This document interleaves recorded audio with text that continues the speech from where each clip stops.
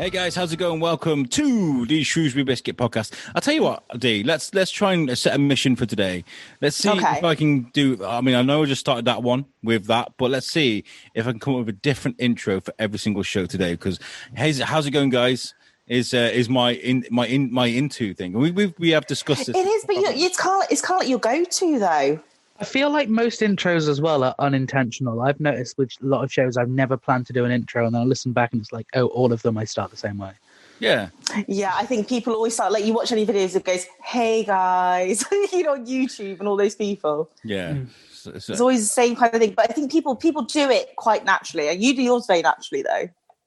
I mean, I could start the podcast as if I'm unawares. Like, sort of like, oh my God, I didn't realize you were there. Hi guys, I don't know.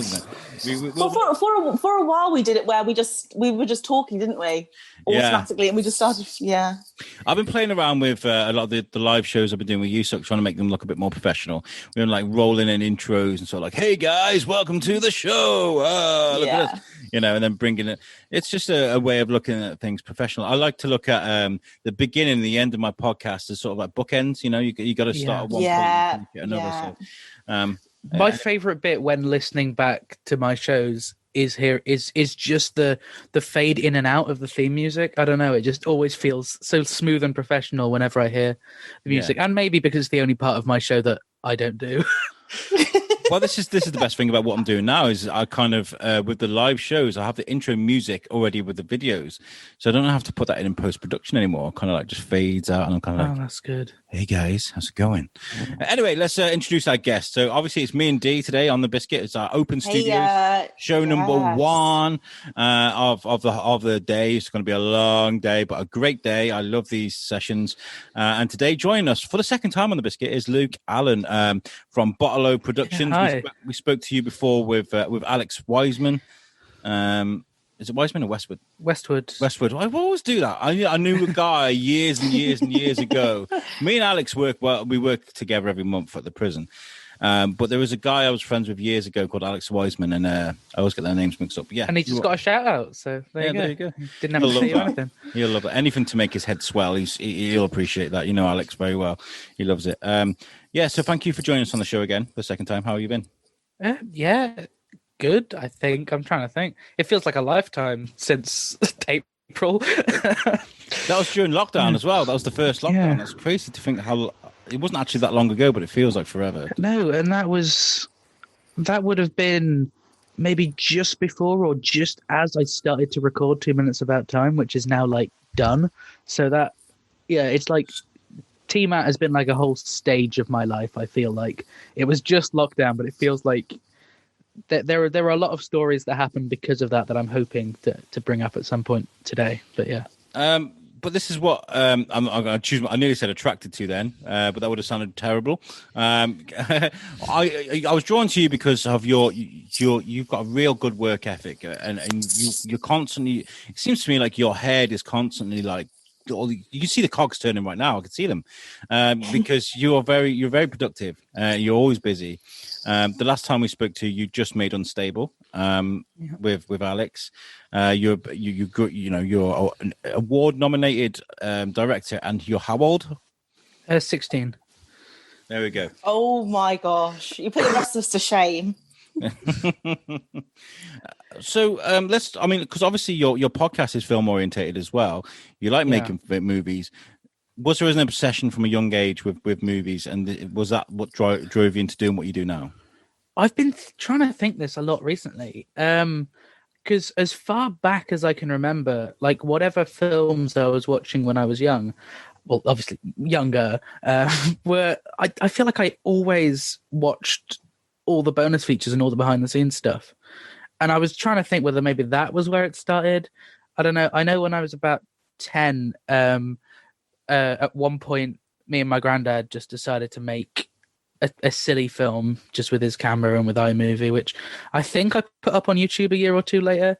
It's called Mr. Middle's Muddles. It's utter trash, but it's fun. And we're kind of in conversation about doing either a remake or another film. We did 3 Mr. Middle films, and they were kind of just for our own entertainment, but for some reason I put them on YouTube. And since I look at that as kind of my start point, I'd like to do something else with Mr. Middle. At the moment, there's a friend of mine, Alex Yousefi, who I'm working with at the moment on a couple of new projects. He was in my film class in secondary school, and the film that we made in secondary school, because it wasn't just me doing it, we tried to come up with a production name, and they decided they wanted to call it Mr. Middle Films because of the trash that was Mr. Middle's models. So at least that name is sticking, I guess. Are all your films along the same like genre? No. Comedy's been my favorite, but my best film is drama, so no.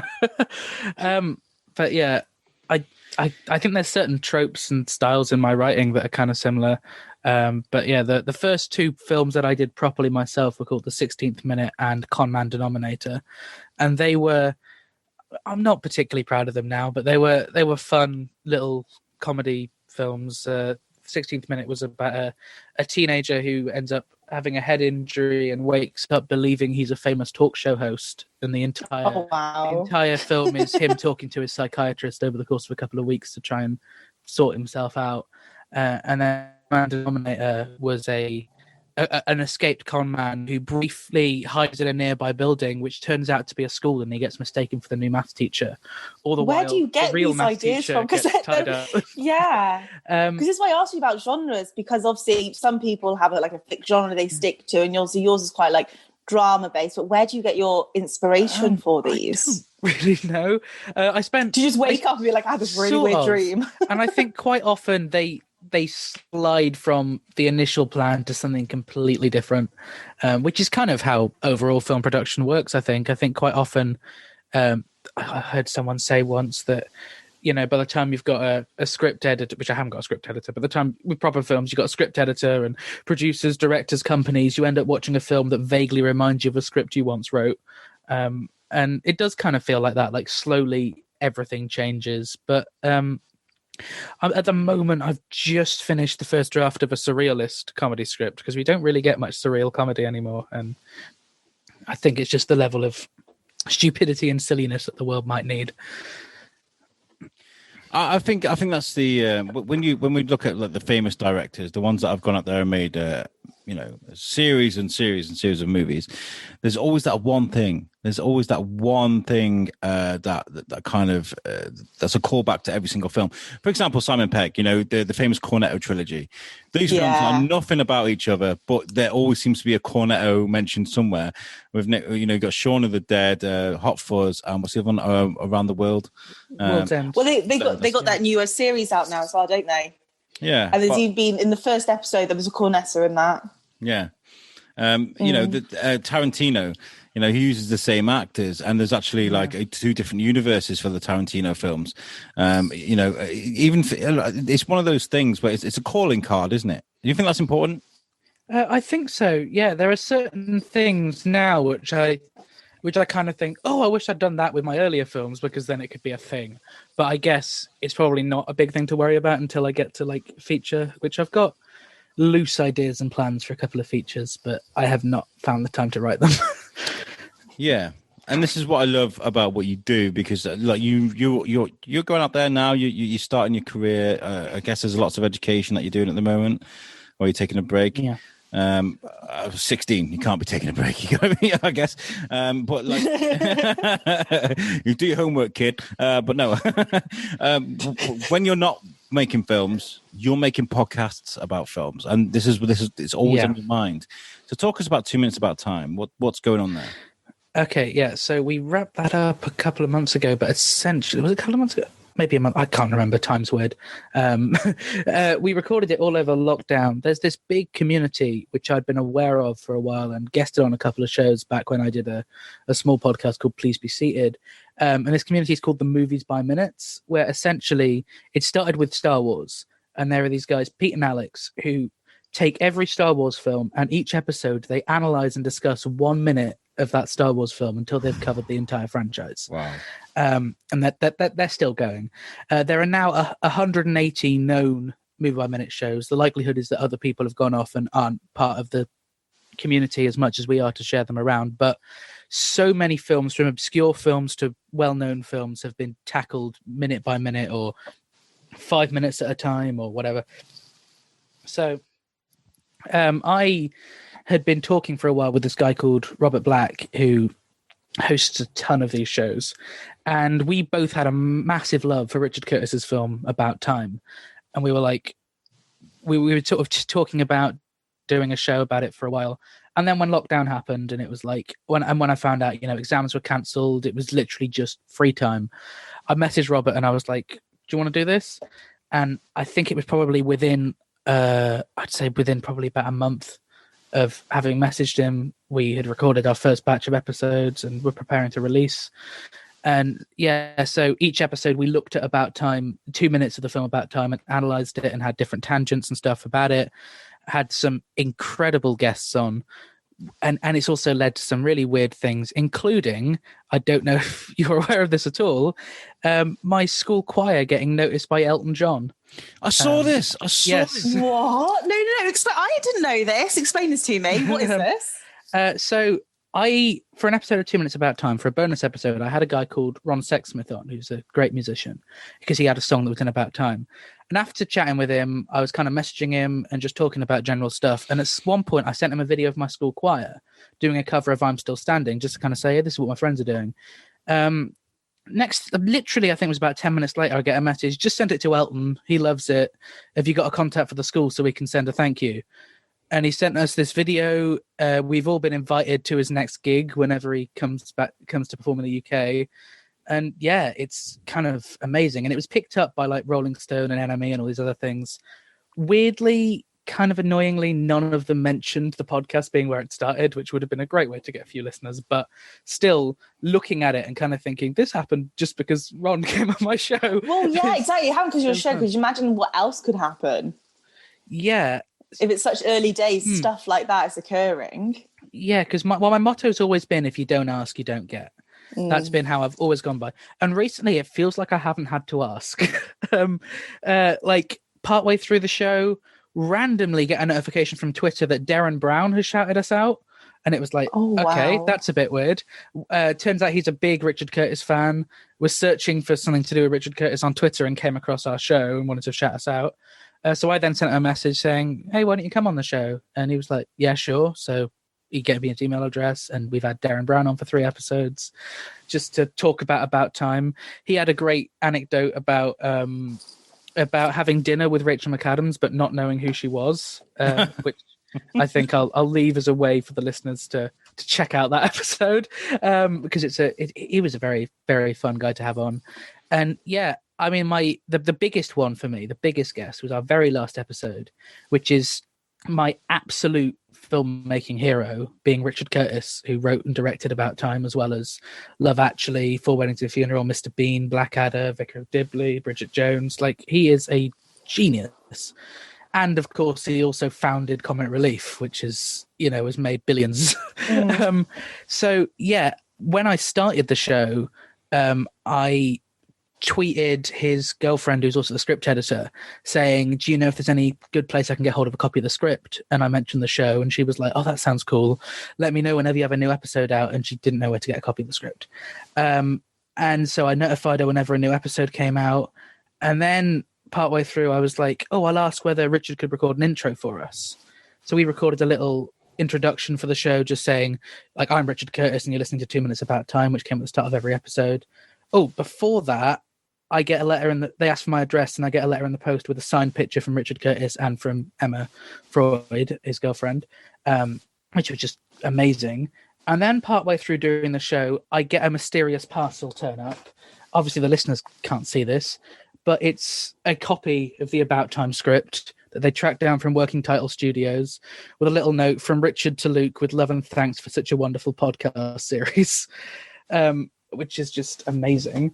And then I eventually just asked, he was kind of unavailable for a while to come on the show. I asked him just as we were finishing, I was like, we've got 1 episode left. It's going to just be me and Robert wrapping up the show, unless there's any chance Richard would like to come on. And he did, and we had him on for about 45 minutes. I'm still messaging Emma and chatting with him through there, which was just amazing.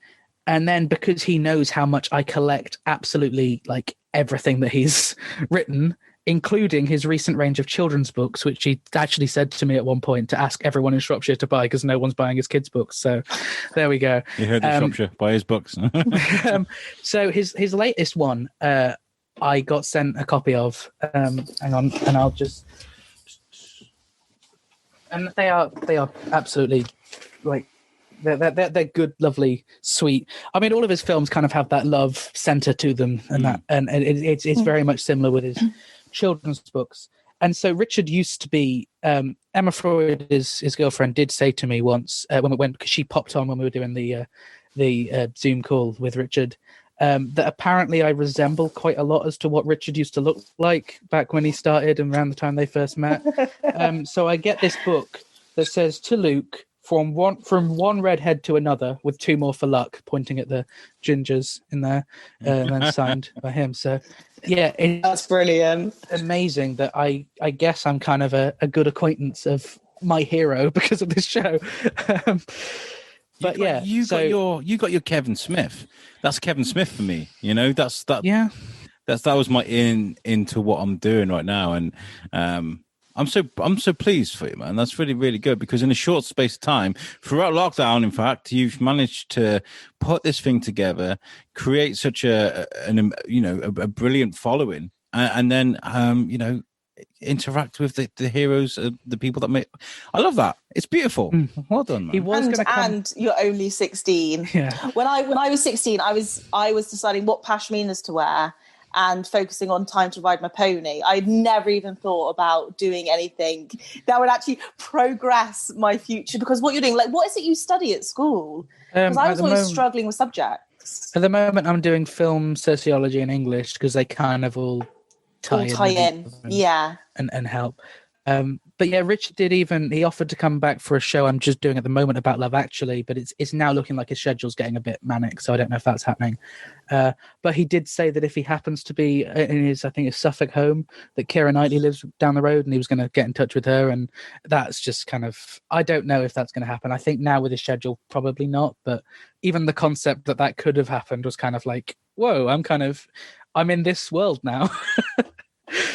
Oh my gosh! I just feel I'm so good that Alan Rickman isn't about because he's like a constant, isn't he? I love Alan Rickman, and obviously he's not with us anymore. What was it the like? The big hope for me will be Bill Nye at some point. Oh, Bill Nye would be great. But I have heard that apparently he's the one celebrity that the most people in Britain have met. So I'm hoping at some point to have my Bill Nye meeting. Yeah, that'd be amazing. What was Derren Brown like? Because it's weird when you get someone that's because when he's on TV, Derren Brown always puts on this mystical, moody sort of persona. It's like, okay, we're going to do some magic, But like when you get someone on a podcast, they're completely normal, aren't they? What was that like? Well, he's as obviously expected, a very kind of clever and intellectual guy. So there was a lot of links and stuff like between the themes with About Time. He was linking it to kind of beliefs with like Stoicism and the ideas of certain origins of ideas of happiness. And it was fascinating. It's not too complicated for listeners to be put off. But he had a few, he was on, so each guest we had on for 3 episodes, which came out on a Monday, Wednesday and Friday. We'd record them all in one go, but they'd have 3 episodes. And yeah, he did great. The only issue was the slight technical difficulty I ended up having because he was sort of quite last minute compared to some of the other guests we had on, in that like I had the schedule planned and then he was like, oh, I can do next week. And it was like, okay, I'll just shift a few things around. That I ended up sending him the wrong minutes of the film. So he had prepared notes on the previous week's minutes of the film. And then when we realized that, I had to send him the minutes and he had to just give us his thoughts literally instantly after watching them. And so for that, he did a great job. You wouldn't notice. I think I kept in the technical hitch of us realizing because it was kind of funny, but I think if I didn't, you wouldn't notice because his breakdown and analysis is just great. Podcasting isn't great. I mean, it's great if you've got a focus. You've got a very singular focus there with the movie. But as far as podcasting is concerned, it's a journey, right? You learn an awful lot. What have you learned while you've been doing it? Ooh, I think even subliminally, you kind of notice a lot of tics about the way you talk when you're editing. which is one thing. I don't think I was ever a big kind of which I still do a little bit, but I think I've improved on that a little bit. There we go. Other than that, I'm trying to think, because I've recently been listening back, and I think it was just the freedom of tangents that I kind of slowly got used to. Because at first it was like, okay, we need to talk about the minute, and then I kind of realized that's not how MXM shows tend to work. The minutes are almost a conversation starter, and then we, Tim experienced this in the film. Have we experienced anything like this? There's a big every guest we have on, we ask them if they could go back in time to a moment in their life. So the listeners who don't know, About Time is a time travel rom-com. We have to listen to they could go back in time to some point in their life to either relive it or change something about it, what moment in their life they'd choose, which was kind of a great discussion to have. And that was one thing we asked every guest. There's now a video up on the Movie by Minute YouTube channel, I believe, where it's mostly just audio with kind of text on the screen saying each guest, but it's about an hour of every guest's answer to that question. I like that. It was good. It was good fun, and I'm kind of glad that that's one thing I've kept up with. Other than that, for podcasting, I guess kind of consistency and setting up things that you want to do and then realizing there is no way you can keep that up. So at one point we have a segment where we give them a random minute from the film, because it's a time travel film. So we give them a random one of the previous minutes in each Friday episode, and they have to discuss that one. And I thought it would be fun for each episode, each of those episodes, to give the random minute segment a different name. And then I very quickly realized that with about 25 weeks of the show, there was no way that I had a different way of saying random minute for each week. So we gave up on that. I think we kept up with a different way of saying goodbye for every episode. I think for all 75 episodes, we had different weird ways of saying goodbye. But the likelihood is we probably... That's something that Al would really struggle with. Al's got his trademark ending. That's going to change today. But there's going to be a new intro and a new goodbye for every single episode, I promise you, on this Open Studios. We'll have to try it. But there was a weird list online of like really odd phrases. Some of them were like rhyming phrases, some of them odd ones. Because at first we were fine, and then it was like, okay, we're going to have to start Googling these. But yeah.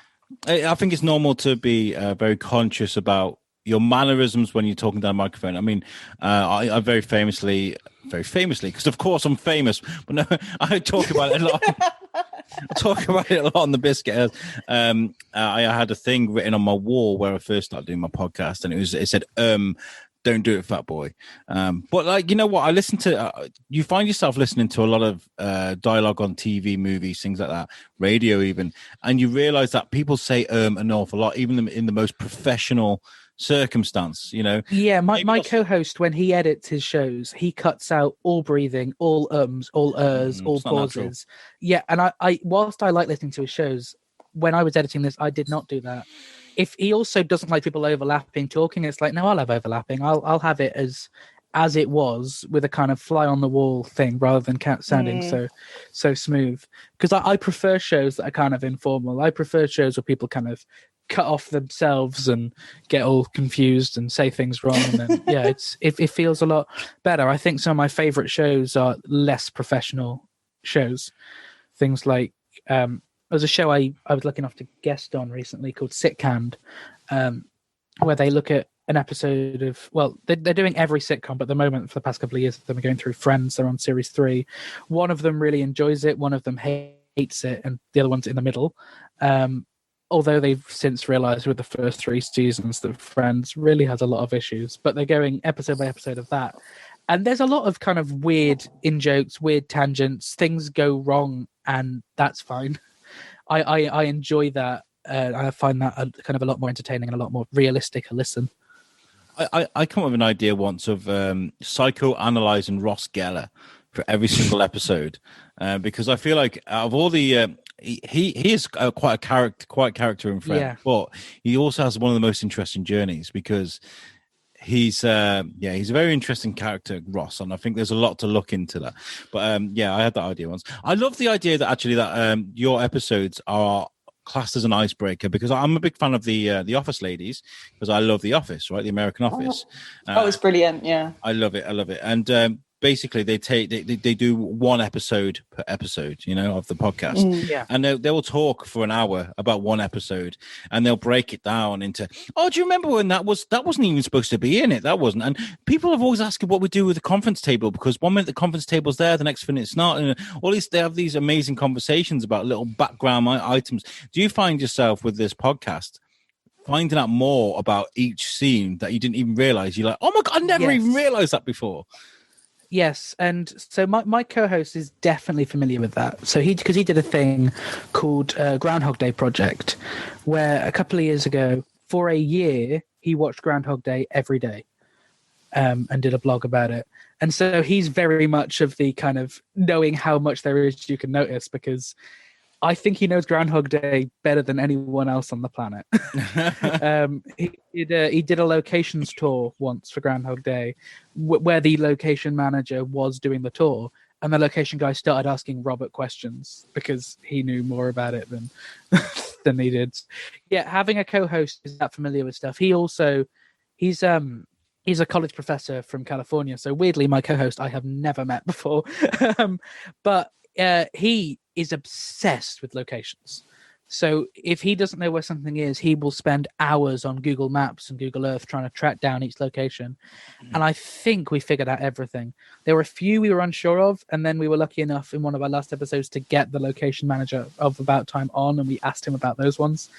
But no, like, I sent Robert a picture of the front of my house test, and within about 3 hours he came back with my address, which is kind of terrifying. Yeah. That is a skill. Yeah, he told me that he used a couple of things on my social media to look it out, which is kind of makes you a lot more aware about what information you put out. But so I won't say how he did, but I was very much kind of like, oh, okay. So yeah, I'm now very careful of what personal information I leave out on a podcast. But yeah, he gets obsessed with that stuff, and there are weird things you become obsessed with on the podcast. We became obsessed with this one random extra who we thought was a guy called Graham Curry, and then it turned out he wasn't a guy called Graham Curry, but we couldn't track down who this extra actually was. There was no listing for him. We went onto extras databases and searched.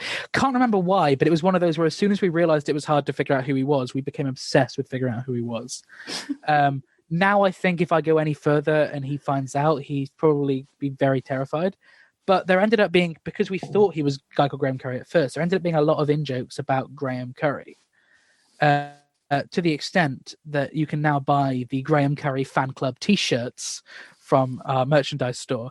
Partway through the show, I did go on IMDb Pro and I tracked down Graham Curry, and I phoned him up and I told him he was an in-joke for a podcast. And he took it really well. He's going to get the Graham Curry fan club T-shirt for himself. Nice. So yeah, it's kind of incredible. And incidentally, if the listeners vote for us at the Move by Minute Awards, which I can probably find linked somewhere on my social media, if Graham Curry wins best recurring gag, then we will do a bonus episode with Graham Curry on video where all of us are wearing Graham Curry shirts. Nice. I like that a lot. Oh, you've had an amazing journey, and I have got to like give it to you because me and Tom Bruno we did a show called Back to the Futurama. I think it changed names actually because there was an audio Futurama podcast called that. But we did a show based on Futurama. We were going to do a few episodes per podcast episode, and because I hadn't seen it in years, Tom knew it off by heart. I would watch the episodes and I would quiz him on things that happened during the episode to see if he remembered. Right, it was great fun, it really was, but it was so time consuming. I'd have to watch an episode and I'd fill up like 3 pages of notes, and then we'd do the podcast, and it was just such hard work. So to do what you're doing, and keep it going and finish as well, not just finish, but with great results as well. We did a fun last week of the show. So once we had wrapped up covering About Time, we did I think we did 2 episodes on the end credits. We didn't do them minute by minute, which some shows do, but we were kind of like, it will get boring. So we did one on the end credits because the end credits start with different shots of like locations from the film. So we did that episode with the location manager, Steve Mortimer, and he told us about all the locations. Then it was just one with me and Robert where we kind of just read through a lot of key points in the credits. And I think I read out most of the credits. I edited it, and then he kind of re-edits it and cuts out all the stuff that I've left in that he doesn't think should be in the episode. So I think he probably trimmed that down a lot before it went out. But incidentally, that episode ended with a musical number, which I don't think a Movie by Minute show has done, where seemingly randomly, although heavily planned over months, ourselves and several of our former guests burst into Ron Sexsmith's Gold in Them Hills to finish off the episode, which was just obviously a bit of fun. It was mostly podcasters. One of our guests was a name that people might know, was a guy called Ewan McIntosh, who played Big Keith in the UK Office. He came on the show. He had a very cynical view of About Time, which was very funny. But he came back for the musical number. So I literally got to the point of just asking a lot of people randomly, just, do you want to come on the show and talk about Time, despite the fact that you've never seen the movie? And they were like, yeah, sure. Because it's always fun to have people who've only seen those minutes. Like we had a guest on in one of our earlier episodes who, from the minutes, had no idea that time travel was involved whatsoever, which was just kind of great. And you get that kind of different reading. But yeah, for the very last week, we brought back several of our former guests for a random minutes special, wherein we literally had an online randomizer that randomized the number between 1 and 124. I think it might have been 119 if we cut the end credits, but essentially whatever number came up would equal a minute of the film. We'd then send all of those people the minute, and they've literally got to watch it once and then analyze and discuss that minute with no prep. That was really fun. That was about 3 hours long, and we trimmed it down to 1. But that's also available as a video episode over on the Movie by Minute YouTube channel, which is called the MXM Hub, I believe. And then we did a commentary on About Time. And then we had the Richard Curtis one. So the last week was good fun. And for those people listening who maybe want to get a taste of the show but don't want to just jump straight into a minute by minute, those last 3 episodes probably kind of cover what the show's like, what our guests are like. And it's pretty cool. It's just been great fun. What are you working on now then? Now it's finished. Now, are you going to do another one? So at the moment, just started because of how much we realized through our guests how people loved Richard Curtis. Which just started. Our pilot episode came out a month ago, but we've started releasing properly as of yesterday at time of recording. So there may be a couple out by the time this is out. Doing day by day of Love Actually. So I cut up Love Actually into each individual day within December or November that it takes place over. So the scenes that start with the title card 5 weeks before Christmas come out. We discuss that in an episode that's released 5 weeks before Christmas.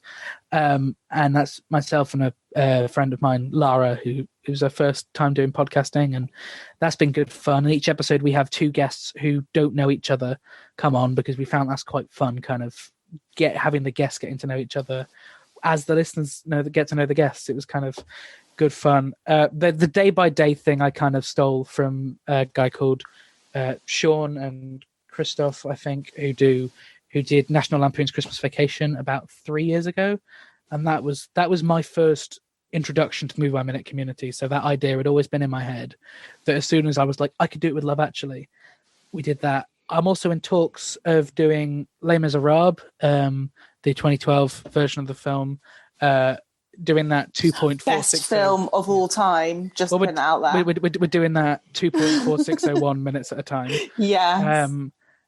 That will be very time consuming. So I'm hoping to record next year, but A-levels will be coming up by then. So who knows? Other than that, Vicar of Dibley was also a thing that I have booked out to hopefully start next year, just doing episode by episode with Helen May Austin, who actually played Sophie in Unstable, my film, because she came on 2 Minutes About Time. We ended up talking a lot about Vicar of Dibley.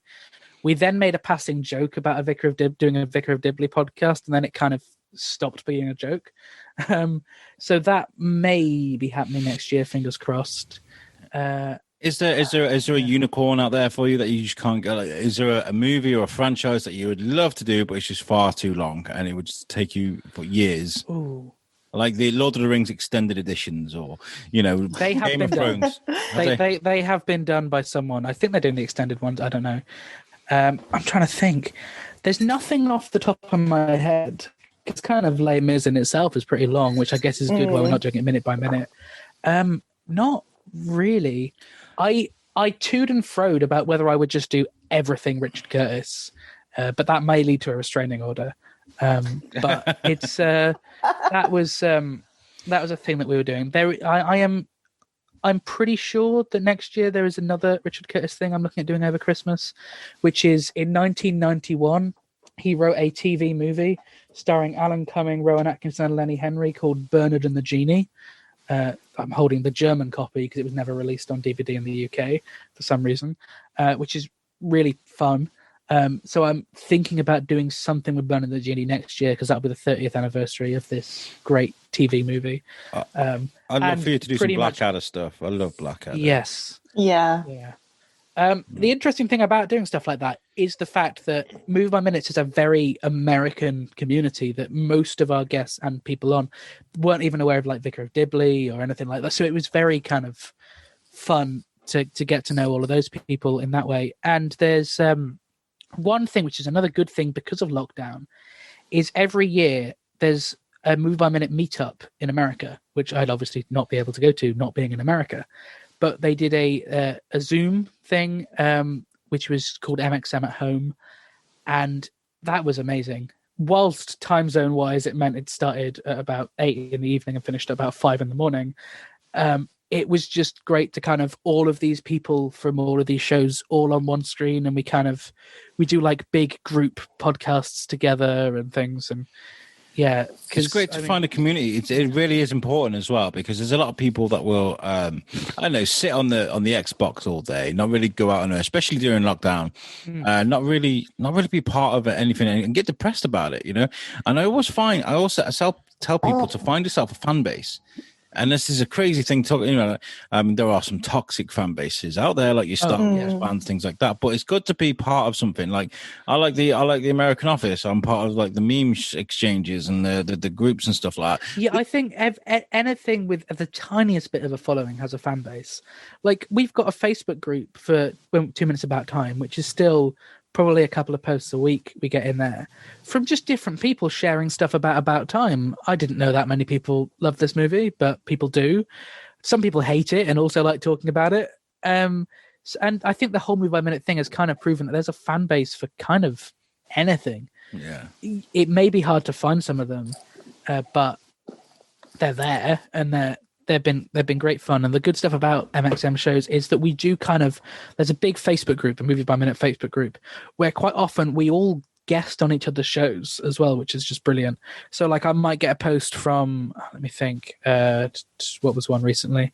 I was on Wildcats Minute doing High School Musical. They put a post out saying, anyone want to guest on this show? And I was like, yeah, I'm available then. I'll come on and do it. And it's as simple as that. I think I've got several up next year. I'm doing something with the Mighty Ducks. I'll come on the Mighty Ducks one with you. Absolutely. I'm doing something with Rocky Horror.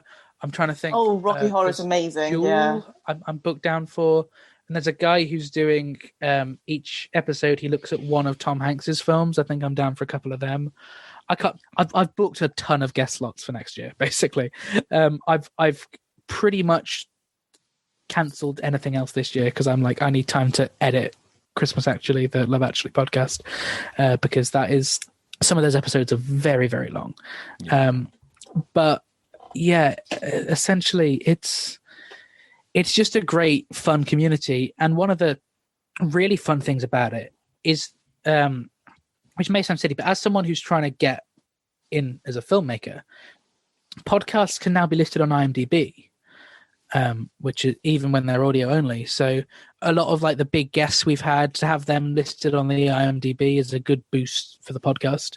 The fact that Richard Cutis recorded the intro for most episodes of 2 Minutes About Time means that he's got about 60 odd episode credits for 2 Minutes About Time.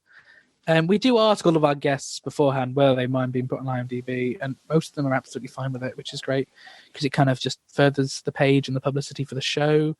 So yeah, it's a lovely community. I searched myself on IMDb. I searched myself once, just randomly, and I'm on there. I was like, what? Because I started doing the voice acting for a movie I'm making with a friend of mine, Ash, Incognito. It's not quite finished yet. I'm on there, but yeah, it's still being produced. I wanted to ask you actually about filmmaking, because that's obviously where you want to go to in your career. Yeah. I always remember a story about Josh Trank. Do you know who Josh Trank is? I know the name. I don't. He created a YouTube video that went absolutely bonkers because he added his own special effects and stuff into it, and the studios were like, we want you to make a film, and he made the movie Chronicle. It was a film where people can move, they can move things with their hands and stuff.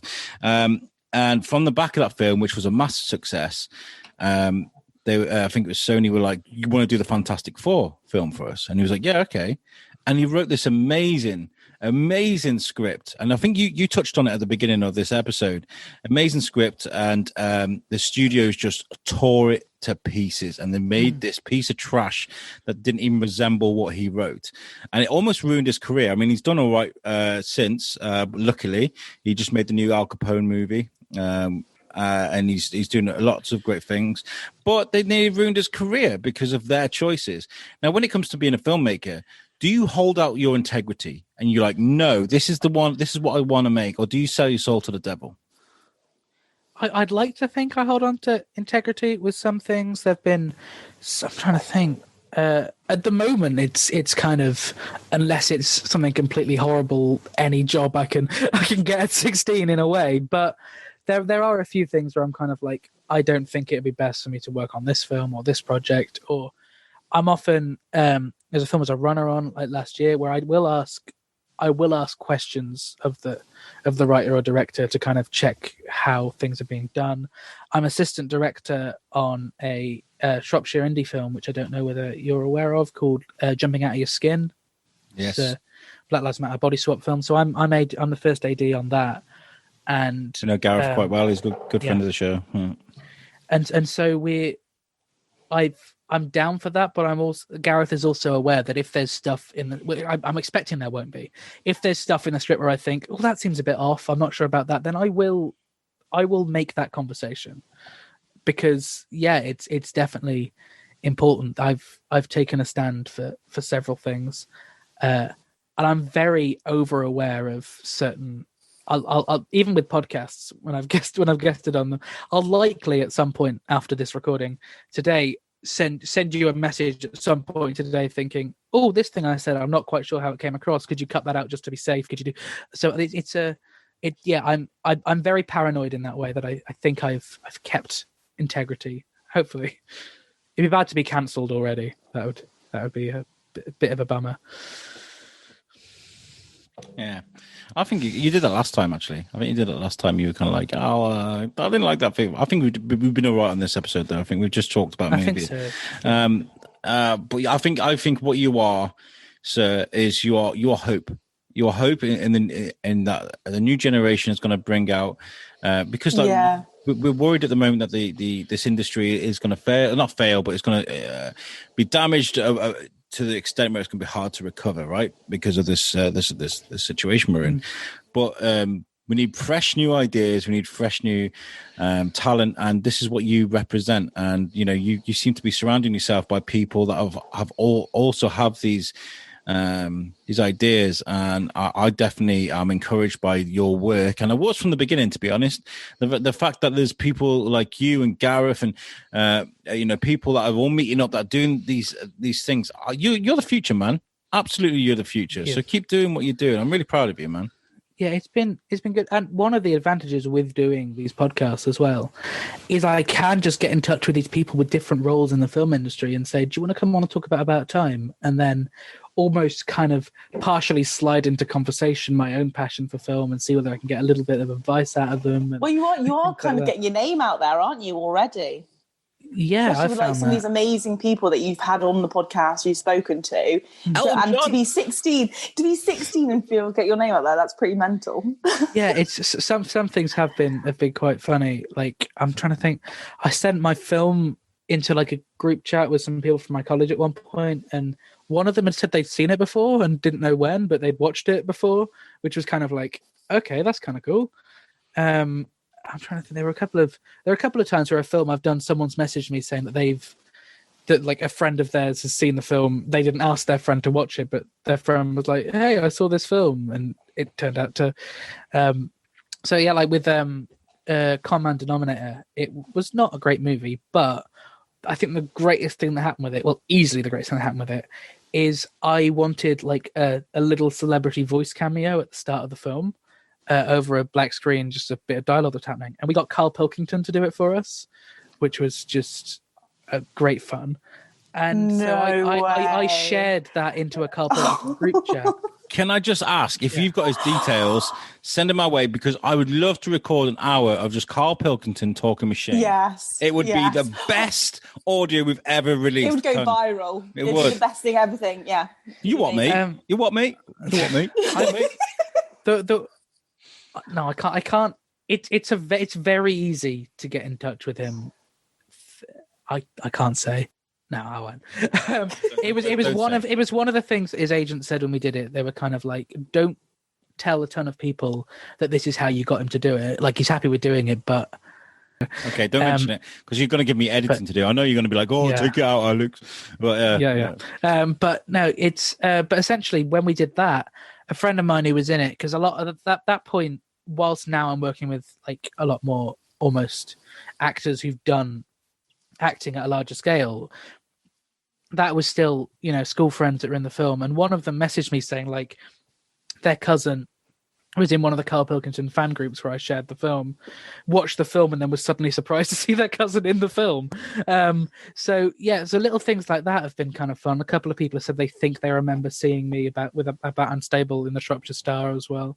So it's every time I hear something like that, it's a tiny bit of kind of it's sort of excitement and relief that it's doing something, that people are remembering things that I've done.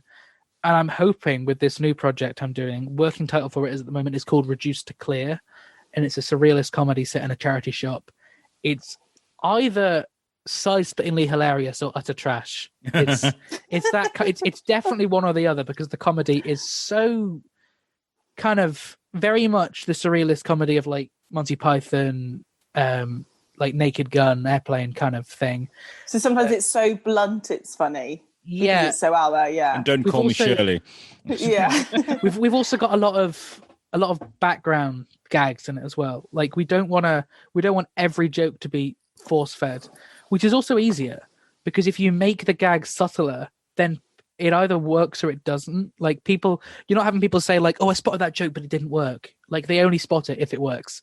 But I'm really proud of what we've got there. We've got some potentially great, like amazing cast lined up to do it. A couple of people who I've done podcasts with and stuff that I'm in conversation with. Where that will go, what will happen, we're looking at filming in summer, so like things could have changed massively. Once again, the script could just vaguely remind me of the script I wrote, because it's it's my first time co-writing. And but if you ever need a voice actor, I'm your man. We may do. But yeah, I won't say too much about that because I haven't asked my co-writer what I can say. But we're very excited about Reduced to Clear. It's just, I guess, finding a charity shop that would be willing to shut for like 3 days for a group of teenagers to make a short film. It's probably going to be the difficult bit. But I don't know. I think there's enough charity shops across Shropshire that one of them might say yes. You have to speak to Shropshire Cat Rescue. They might help you.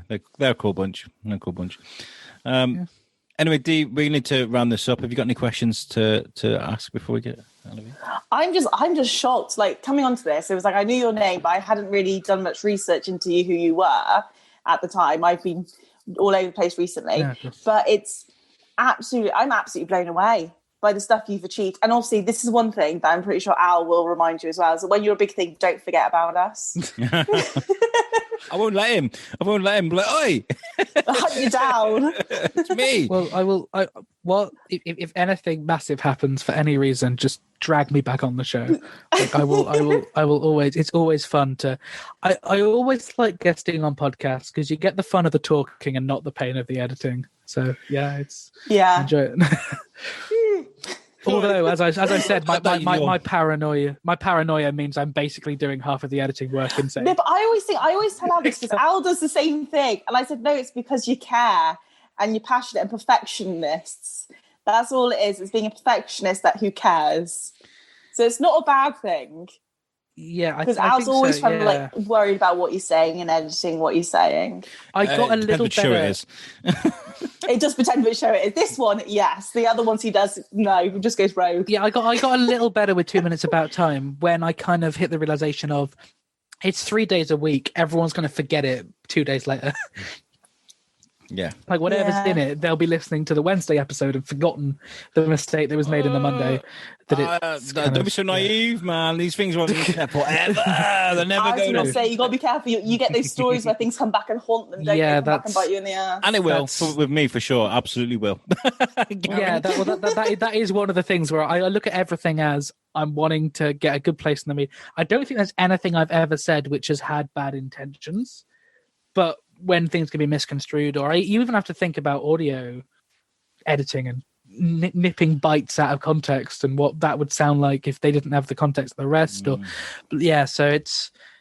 But I think I'm keeping good track of everything. And incidentally, if anyone for some reason wants to hear where they can find a ton of my stuff, I recently joined Podchaser, which is. I'm just about figuring out how it works. So are either of you familiar with Podchaser at all? No, did you message me about Podchaser? Yeah, and now I can find you on there, but I didn't. You weren't on there before. Basically, someone in the Movement Minute community shared about it, and it's like a social media platform for podcasts.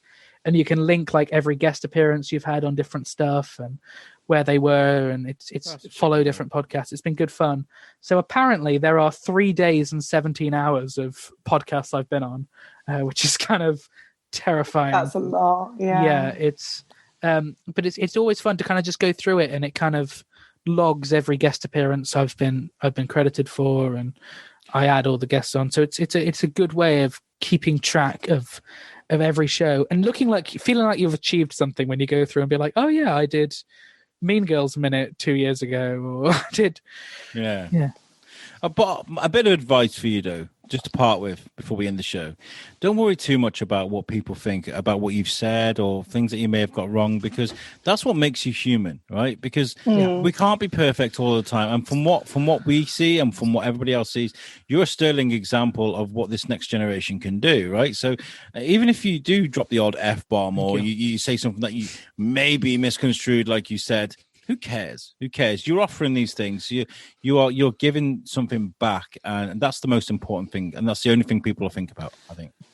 Yeah, I'm definitely hoping and thinking that should be the case. But yeah, it is good. It is good fun to just do all these all these shows, all these guest appearances. It's. As I said, just using things like Podchaser or IMDb, and occasionally just going back through and thinking, oh yeah, my first guest spot was back then, or this is when I first did this or that. It's kind of weird. Like I did my first podcast 2 years ago, maybe 3.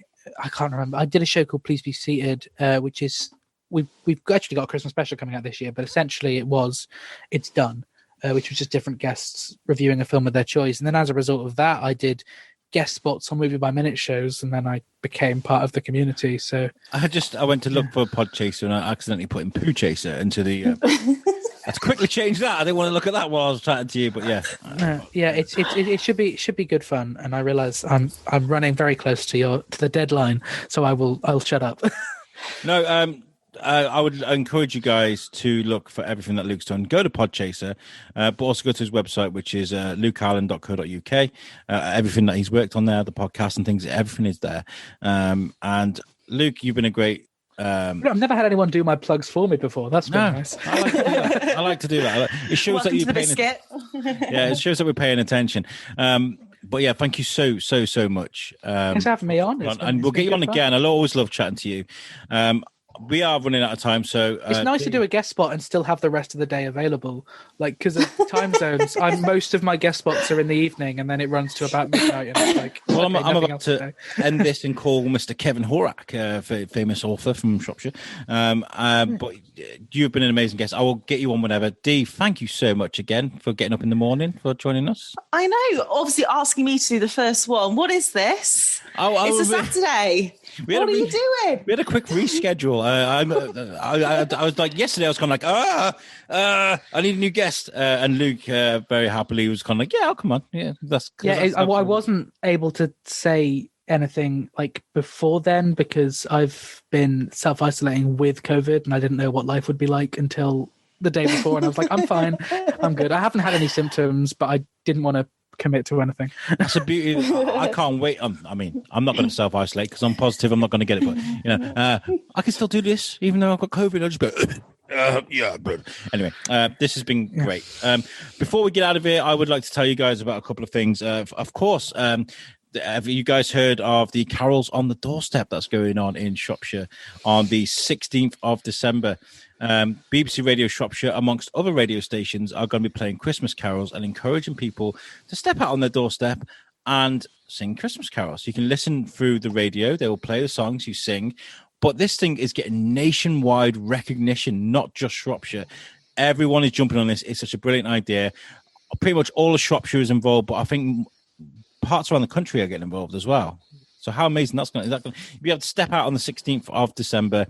And even if you don't want to sing, you can step out and listen, So is it going to be like when we used to do the claps? Yeah, where everyone went outside at the same time? Yeah. Are they going to do it? Is it going to be a set time or have they not announced yet? Obviously, if it's just throughout the day, I might just go and stand on the doorstep by myself at like 3 PM singing. 16th of December. I've got the website up here. Is it just a start date? They're doing one on December the 16th and one on Christmas Eve. But I would go to My Shrewsbury. Have a look at My Shrewsbury because Katie Rink is heading up a lot of this, and you can find out the finer details. But we can't go out to do carol singing. We can't go out to town and do all this sort of stuff. So this is just a nice way of doing something together, but socially distanced and stuff. So make sure you check out that. Also, I want to give a shout out to the Parade Shop. So we're not there today. We would be there today doing this if it wasn't for this COVID nonsense. So give a shout out to them. And also finally to Chris Goff from CGR Business Solutions, who's helped us in our journey to become registered CIC. Make sure you check out him for business solutions. Luke, you've been an amazing guest. Thank you so much for having me on. We'll have you on again, and we will catch you next time on the Shrewsbury Biscuit. Goodbye.